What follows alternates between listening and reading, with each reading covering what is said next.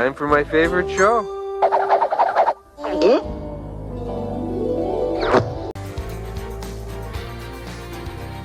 Hello, everyone. I'm Dana Perino, along with Kennedy, Harold Ford Jr., Paul Morrow, and Greg Gutfeld. It's 5 o'clock in New York City, and this is The Five.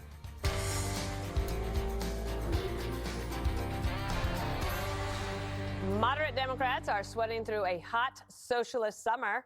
Zohran Mamdani is closing in on the Democratic nomination for New York City mayor, and he's already stirring up controversy. The socialists refused 3 times to condemn hateful rhetoric that calls for violence against Israelis and Jews.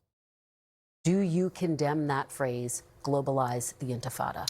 That's not language that I use. The language that I use and the language that I will continue to use to lead this city is that which speaks clearly to my intent, which is an intent grounded in a belief in universal human rights. But do you actually condemn it? I don't believe that the role of the mayor is to police speech. So why not just condemn it? My concern is to start to walk down the line of language and making clear what language I believe is permissible or impermissible takes me into a place similar to that of the president who is looking to do those very kinds of things. Okay, what? Anyway, Zohran had no hesitation condemning billionaires and the white neighborhoods he wants to tax. Explain why you are bringing race into your tax proposal. That is just a description of what we see right now. It's not driven by race. It's more of an assessment of what neighborhoods are being undertaxed versus overtaxed. I don't think that we should have billionaires because, frankly, it is so much money in a moment of such inequality. And President Trump is sizing up the man he might have to work with. He's a communist. I think it's very bad for New York.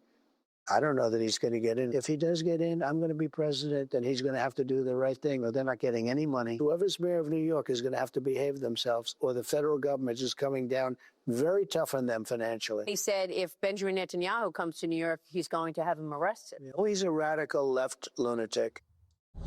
So this was burning up the airwaves, partly because it's not just a New York story, in my opinion, Kennedy. I feel like this is a tale of things to come, and it's coming to a city near you, because there are patterns here on behavior, on the slogans, and the tactics on which he is doing this campaign. Yeah, and you know, this old song and dance has been used over and over again, but it's a Ponzi scheme because there's always a new group of voters who, you know, look at this stuff and they see it all and they take it at face value. It is a very superficial, very slick message, incredibly well packaged.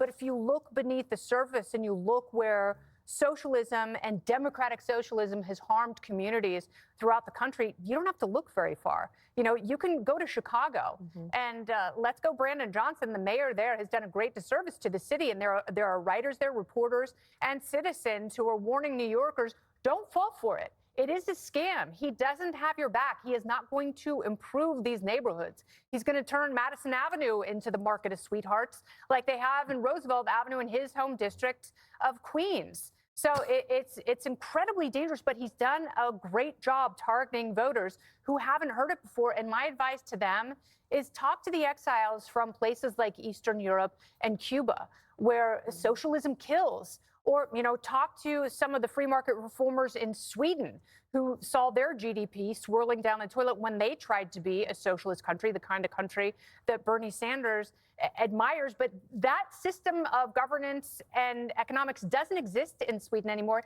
They had to change. They had to Would move you to the put right to Portland in survive. that same category? Absolutely. Portland and Seattle, all these cities where they have ultra-liberal DAs who hate cops, they hold these cities hostage. They give all the rights to homeless people and make sure they have as many drugs as possible. And they call it harm reduction, but they don't get people into rehab. They have abandoned the drug courts, and they are human waste that they have just thrown onto the streets.